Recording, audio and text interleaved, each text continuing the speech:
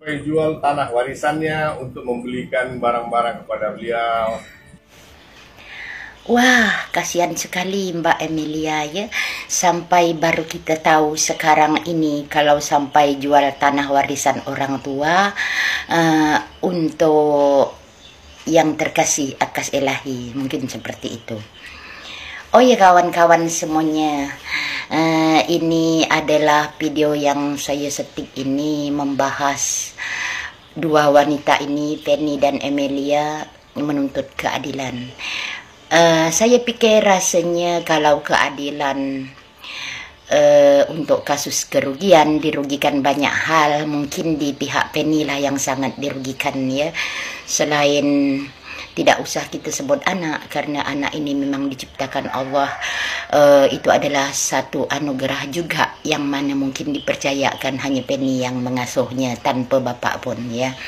Kita di sini membahas tentang kerugian. Kalau kerugian mungkin banyak sekali lah si Akas ini memakan duit si Penny, karena Penny ini selama ini kita tahu adalah seorang wanita pekerja keras yang bisa mencari uang sendiri tanpa berketergantungan dengan laki-laki. Makanya tidak jarang wanita bertipe seperti Penny ini kalau merasa sudah mengalah di dalam hal di rumah tangga, laki-laki, tetapi ini terutama si Akas tidak mengerti, tidak sadar diri, intinya dia tidak jarang untuk bisa melawan. Melawan dengan diartikan kata banyak hal, bahkan mungkin kalau laki-laki yang udah tidak tahu diri, udah diongkosi numpang hidup dengan kita, main selingkuh tidak berhenti, itu kayaknya pantaslah diludah ya. Ini saya bahas untuk ludah karena tadi buktinya dari banyaknya kerugian dengan si Penny.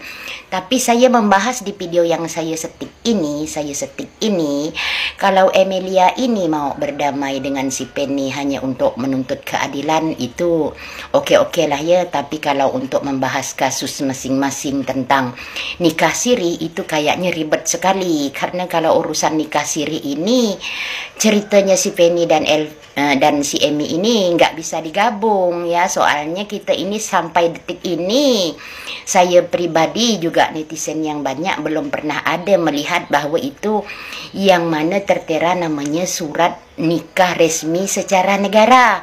Kami keluarganya Penny, terutama Ibunda Nuraila Kumala, makanya tidak setuju dengan Akas Elahi ini dari pertama. Setelah dia bernikah konten di Purwakarta, itu kan dia menipu, yang mana menjanjikan mau menikah resmi di Pontianak dan menyerahkan data aslinya sampai sekarang tidak ada.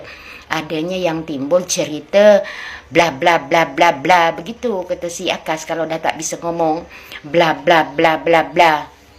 Oke lah, sebelum saya tutup video ini adalah salah satu video saya mungkin untuk jadi pedoman kita wanita Indonesia, terutama anak-anak kita yang remaja, terutama cewek ya. Kita dengan laki-laki tidak boleh terlalu bucin ya. Bucin tu cinta. Walaupun macam mana laki-laki tu namanya bersujud mengharap cinta kita, jangan pernah percaya semakin laki-laki itu kayaknya baik dengan kita, itu ada maunya. Apalagi kita ini sampai rela berkorban dari harga diri dan harta benda ya, demi seorang yang bertipekan Akas. Jadi di sini dah letaknya kita kelemahan wanita. Terus sebelum saya tutup, di zaman ini saya tidak percaya lagi namanya itu pelet. Maaflah ngomong, pelet diguna-guna bahwa kita harus berkorban menjual harta benda untuk seorang Akas. Itu kayaknya kalaupun ada tinggal 2% ya yang percaya seperti itu. Karena kita ini berpegang dengan kepercayaan masing-masing, Islam ataupun non-Islam. Karena ini kan sudah modern ya. Karena bukan sedikit-sedikit cerita seperti ini, kebucin-bucinan, lalu harga diri. Lalu harga diri sampai harta benda kita serahkan dengan laki-laki. Dan laki-laki yang tak tahu diri ini sampai rela-rela bla bla bla bla membahas barang kepunyaan dan kemaluan kita. Okeylah kawan-kawan, ke anak-anak lanjut ke dapur lagi masak ya.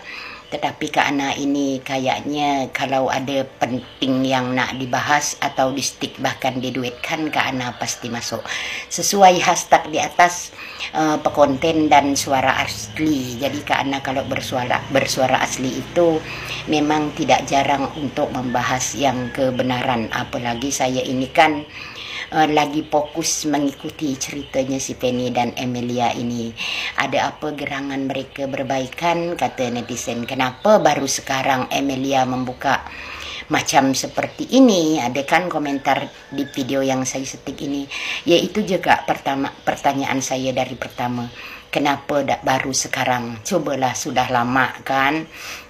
Tetapi kawan-kawan, tidak ada keterlambatan sesuatu apapun hal itu untuk kebaikan.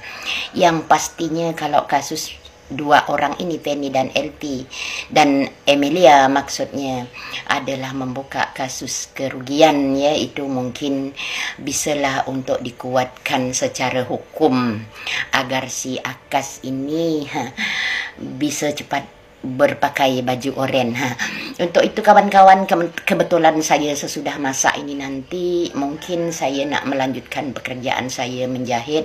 Masih ada baju itu warna oranye yang tinggal sedikit lagi jahitannya akan selesai. Oke kawan-kawan, selamat pagi dan selamat beraktivitas.